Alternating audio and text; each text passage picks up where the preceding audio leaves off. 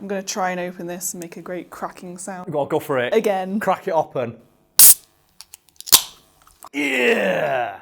Terry Crews. Given his towering, muscular frame and presumed ability to crush a man's head with his bare hands, there's not very little you'd think you could coerce Terry Crews to do, which didn't stop a pair of writers from the show Brooklyn Nine-Nine from tricking Terry Crews into playing a character on the show. So yeah, first of all, let's establish what character he plays on Brooklyn Nine-Nine. Well, the character Terry Crews plays on Brooklyn Nine-Nine is Terry Jeffords. And that character might as well be Terry fucking Crews, because not only do they have the first same name, something we'll address in a moment, they're basically the same fucking guy because they have the same interests and likes. For example, Terry Jeffords, the character, is known as being a hulking unit of a man who never does anything but work out, which I think, fairly describes Terry Crews. And he's also a devoted husband and doting father to his children, which again also describes Terry Crews, who is fucking adorable with his family. I'm not sure how much you know about Terry Crews, but... Not like personal life. I know obviously what he's been in, the characters he plays, but... Well, one of the things he's been in is it's a reality TV show about his family. Okay. And I think it's called At Home with the Crews or something like that. And he says in this interview, I was heavily advised by everybody I know in show business, do not do this fucking show. Yeah. Do not go on reality TV. Reality TV is where celebrities' careers go to die. You might as well be admitting you're done. And he went, no, fuck you, it sounds fun, let's do it. And he's gone on record as saying, I do not regret the decision to be on that show because now I have the most baller-ass home videos you've ever seen. Because he's got obviously every single episode recorded and they sent him a copy. And he says stuff like, I've got my kid's first day of school in HD and there's sound editing and stuff done to it and music in the background. And I've got all this B-roll of me and my wife just hanging around in the kitchen with our children and it's amazing. It's you go, Terry. He's such a wholesome dude. Oh, that's so nice. So I think one of my favourite images ever is that one someone's done where they've photoshopped Terry Crews' head onto a paladin from World of Warcraft or some shit. And it just says, when you max out charisma and strength, and it's just Terry Crews like that when it's shining golden armour. It's yeah, that's exactly right. So good. Just thinking about when you mentioned reality TV and where careers go to die. Some of it's so bad. A lot of it I'm a celeb, get me out of here, and Big Brother. You do see a lot of celebs, you think, God, I've not seen them in ages. They just do it because they need the money. My favourite thing about those I'm a celebrity, get me out of here, or Big Brother celebrity, is when they go on the show and they have to say who they are. I think the most awkward, cringe-inducing television has to be the very first episode of any season of Celebrity Big Brother, where they go on and they just shake hands and go, who are you, what do you do? And they have to say, I'm famous for this. Okay then. I don't think anything though sums up how bottom of the barrel Z tier the celebrities they get on those kind of shows are, more than the fact that they put on a fake celebrity and no one noticed. Do you remember that? Oh, I think... Chantel. Oh, I think so. People know who Chantel is. She was on a series of Big Brother Celebrity Edition where they just said, she's not a celebrity, she's just some random person off the street. And they made up that, she's in a girl band that no one's ever heard of. And everyone in the house just went along with it because, this is the calibre of celebrity they got on these shows. And she ended up being quite famous. She dated Preston? Was it the Ordinary Boys? I can remember names, I can't remember faces. Yeah, you remember Preston, and the reason you remember it is because that amazing episode of Nevermind the Buzzcocks, where Simon Amstell starts reading from Chantel's autobiography. This is a legendary British TV moment, and it's Simon Amstell, a comedian on a show called Nevermind the Buzzcocks, reading from the autobiography of the aforementioned Chantel, who was, I think, 24 or something like that, and had already written a fucking autobiography, as if anyone gives a shit. Oh, God. And he's just reading from this as her boyfriend is sat as one of the panellists, and he stands up and leaves.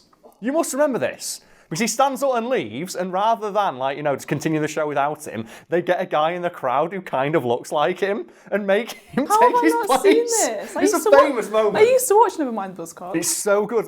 He just walks out of the studio, and they're all yeah, whatever. I have watched a few episodes of Brooklyn Nine-Nine, so I've got an idea of what Terry Crews' character is like. Yeah, but you've not watched every single episode, and you're not an avid fan. So for people like Nisha who may just have a passing familiarity with Brooklyn Nine-Nine, Terry Crews' character is a police sergeant with the NYPD. And I think in particular he received a lot of praise for, I forget the name of the episode, but it's one where he's racially profiled by a fellow police officer. And that episode has got a lot of critical praise for just the way they handle such a heavy subject in what is ostensibly a comedic show. Yeah. And that goes hand in hand with a quote from, I think it's Bill Hader, the comedian, when I think Brooklyn Nine-Nine won its first Emmy or something like that. He was presenting the award. And I think he says something along the lines of, I'm really curious to see what you're going to do in like the third season when you run out of storylines about people getting their purse stolen or something like that and have to do one about murder. And then like in the fourth season, Bill Hader's on as a special guest. I like and then he dies in the same episode and they make it funny.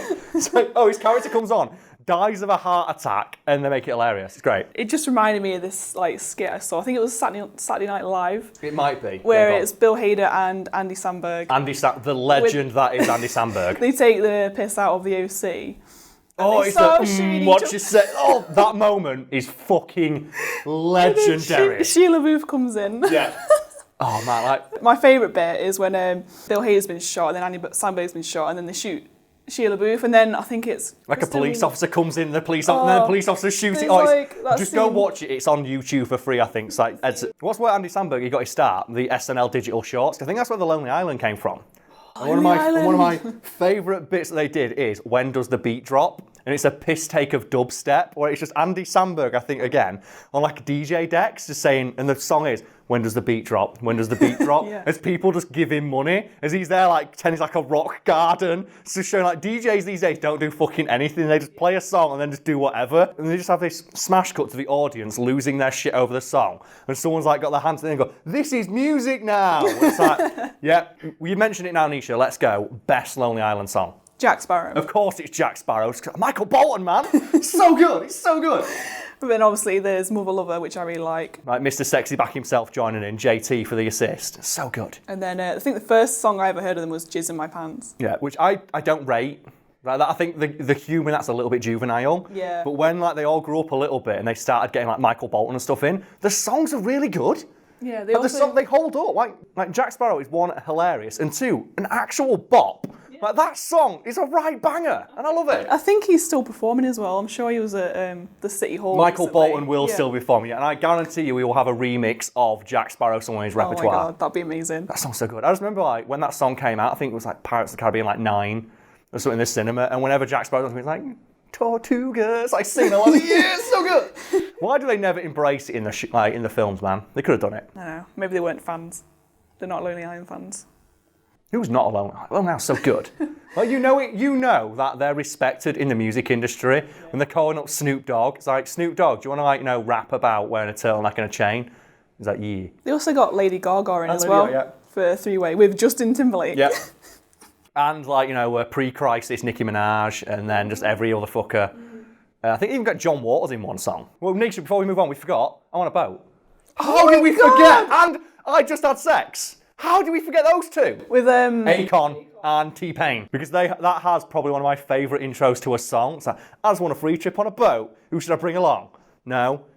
T-Pain. Just T-Pain's there like a big top hat and glasses like, yeah. I can't believe I forgot those. Oh man, they're so good. Go listen to Lonely Island. They're better than this.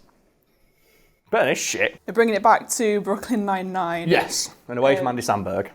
Terry Crews and Terry Jeffords must have, a lot in common. They do, yes. And to the point where the line between where Terry Crews ends and where Terry Jeffords begins is somewhat blurred. And that is by design, because as the show went on, all the actors settled into their roles, and the writers just start taking just inspiration from Crews himself about characterization for Jeffords. One particular example of which being the fact that Terry Jeffords, the character, absolutely adores yogurt. To the point where one of their actual catchphrases is, Terry loves yogurt. I'm not fucking kidding. And that is something directly inspired by Crews, who has repeated on numerous occasions that he fucking loves yogurt. Yeah. But one thing he has said is, while I do look, and as well, I've noticed I'm saying yogurt and yogurt. So I'm really sorry to all the people out there who get annoyed by how I pronounce things, but yogurt. I'm sorry. It's my mum. Because my mum. Does she do it differently? No, she's one of those people where she tries to be a little bit posh. So there's some words she pronounces a little bit posh. Like yogurt, she says yogurt. But my dad, obviously, being a proper northern, was like, yogurt. So I had that. So I apologise, I pronounced it two different ways. It's just a quirk of my upbringing. But yeah, Terry Crews, while he does love his yogurt, he has said, It's a shame though, because I have to throw so much of it away, because every time I do like, a fan meet-up or I go to like, somewhere where I've got like, do press, they'll give me yogurt. But Terry Crews, as you might imagine, being the bastion of physical fitness that he is, has a very strict diet. So he can't just randomly eat yogurt whenever he wants. He has to stick to his his meal plan. Also, he said, as nice as it is that people keep giving me yogurt, I've done it again, fucking hell. As nice as it is that people keep giving me this yogurt, I can't accept it and eat it because you just don't know what people are going to do with it. So even if it's given the best of intentions, it is at the end of the day a mystery fluid that they want me to put into my mouth. Yeah. So apparently he has to throw away just like tons and tons of yogurt every year that people just give him. So it's my favourite. I'd like to try it. It's like, yeah, that's nice, and then hands it off to an assistant who then just quietly disposes of it. I don't blame him. You can't, can you? You have to put your own safety first, yeah. But I don't think anything sums up how much Terry Crews likes yogurt more than the fact he has endorsed and helped create a new kind of yogurt called, I shit you not, Berry Crews. Oh my God. That has his face on it as like a raspberry or something. And obviously, with it being a Terry Crews style yogurt, it's of course full of protein. Of course it is. Of course it is, when you need your protein. Like, if there's one thing you can say about Terry Crews, like that boy, he's always getting his protein, man. He's so massive. He's like 50 years old and he looks amazing. Oh, he's one of those people who's like, he'll get to 70 and he'll look 50. Like Samuel L. Jackson's like nearly 80 years old. Really? Yeah, there's actors like that where you just look at them and go, what the fuck, like Meryl Streep, like in her 60s. And just actors, I think we've done it in a video before, like actors just don't age like regular people. Paul Rudd. Like peons. Like us peons, we're going to a wrinkled ball sack by the time I'm 70. Yeah, I'll moisturise as much as I can. Like Terry Crews will still be on the cover of like Men's Fitness when he's in his 70s. Fucking hell. But do you want to know a fact about Terry Crews that really freaked me out? Go on. When I found out, he actually has hair. Oh really? So he just shave it off? He shaves his head every single day. Okay. He says, I've still got a full head of hair and have done for many years, but I shave my head because I just look really weird with hair. And I now can't picture Terry Crews with hair. Can you? No. Can you picture I'm Terry? trying to imagine him with like a mini afro or something. Yeah, it just doesn't work. You can't picture him with hair. It's like Patrick Stewart. Like, can you imagine Patrick Stewart with hair or Samuel L. Jackson, like with hair, if he's not in one of his roles? Oh, I'll say Pulp Fiction. Well, that's obviously, but that's a wig. But, that's a wig. Oh, yeah, of course it is, yeah. And there's a little bonus fact for people who might be fans of Sam Jackson. One of the things he always has written into his contract is, I get to pick my wig. If you want my character to wear a wig, I get to pick it, and he always picks the stupidest one. But no, man. Because why not? It just freaks me out. I can't imagine Terry Crews with hair. So I'll have to Photoshop it. I'm hoping behind me now will either be a picture of Terry Crews from a very early role with hair, or a Photoshop picture of him with hair. Just so I can see. I'm just curious. Different styles. Yeah, go on, give a couple of different styles. Let's have a look. Do you know what you need to do? Do you remember those like little games you could play as a kid, where it's like the magnetic filings? Oh, yeah. And you put like the moustache and the hair on them. I forget what it's called. It's like Woolly Wally, is it? I know exactly what you mean, but I don't know. There's probably a variety of names. Yeah, okay, like so knockoff instead, brands. just Photoshop that and it's Terry Crews, like a big bushy moustache and a big hair. Well, clearly, Terry, the character, is based a lot on Terry Crews. Yes. It's like it was personally written for him. Yeah, and Terry Crews evidently has a lot of fun playing Terry. Yeah. And like I said, then the characterisation is basically like Terry Jeffords is essentially just Terry Crews if he was a police officer in the NYPD. And that's actually how he was tricked into accepting the role, because the story goes that when Brooklyn Nine-Nine was just like, a script on a piece of paper, co-written by Dan Gore and Michael Schur. And if those names seem a little bit familiar to you, that's because Dan Gore helped write some of the best episodes of Parks and Rec,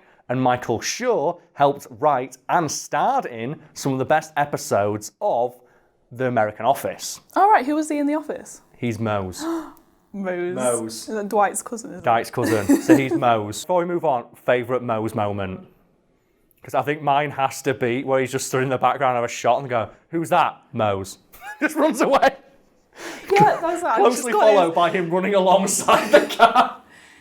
Is the one where it's Pam and Jim go to stay at Dwight's like... Yeah, and he's just in the background. He's just in the background. Or is he in the garden, like in the early hours of the morning? Yeah, like, just doing or is that Dwight? It might be Mo. It's probably Mo's, but he just does a lot of weird things. And Michael Schur didn't get paid for any of those appearances. He just did it for fun. Right, to bring it back to Brooklyn Nine-Nine and Terry Crews, the story goes that when Gore and Schur wrote that pilot, they had the character of Terry Jeffords, who wasn't called that at the time, in mind for Terry Crews. And they asked him straight up, do you want to be in this show? And Cruz says, well, I'll look over the script, but I'm going to be honest with you, there's a few other pilots that I'm looking at the moment. Right. And it's not worth talking about any of them because there's no fucking way any of those pilots were ever going to be as good as the one written by the people who helped make The Office and Parks and Rec. Yeah. But obviously Cruz was still interested in her. So, and the Gore and Schuss, I went, yeah, we need a way to get Cruz, to sign on with our show instead of one of those other shit shows. So I know what we'll do. Let's change the name of the character to Terry. And they casually called up Cruz and said, we're just calling to inquire, are you interested in Brooklyn Nine-Nine? He goes, yeah, it's a good solid script, but I'm still considering my options at the moment. And they said to him, well, we just want you to know that the character we want you to play is now called Terry. And if you turn down the role on our show, you're going to see it on TV, and you're going to see some other actor playing a character called Terry, and you'll know that's your role. There's this great interview with Cruz where he recounts this story, and it's just, I couldn't say anything but, you bastards! You bastards! Of course I'll take the role! And the rest, as they say, is history. We briefly touched on the American Office and the fact that Michael Schur was a writer for it and appeared on it as a character. Yeah. But did you know that's he's not the only writer to appear on the show? No. Did you know the guy who plays Toby? Oh, yeah, Toby. Yeah, he was also a writer on the show, which is why he's not in many episodes. So obviously, he was off stage, just directing the episodes because he wrote them. I feel bad because, Michael hates him so much. Yeah, for no reason whatsoever. My favourite line ever is when I think Toby's, enforcing some sort of health and safety rules and all that. And then Michael just goes, why are you the way that you are? I hate everything about what you choose to be. It's so fucking hard. Did you see, though, the official Office YouTube channel released a video saying, is Toby the Scranton Strangler? Because there is a fan theory that Toby is the Scranton Strangler. Yeah, I've seen that. For example, in one episode, the police come into the office because Michael plants drugs in his desk, which is a crime, but whatever. They just gloss over that. And he gets so freaked out when the police want to search his belongings. Yeah. And then there's another one the Scranton Strangler's car. When it drives past the office window, if you look in earlier episodes, that's the same kind of car Toby drives. Yeah. Also, he's not there for that episode. It's oh my God, maybe he's a murderer. We don't know. But you never find out. You never find out. But I love the idea that the official Office YouTube channel posted that. It's called Making a Strangler or something like that. It's got a picture of Toby's face in black and white, making a murder. It's great.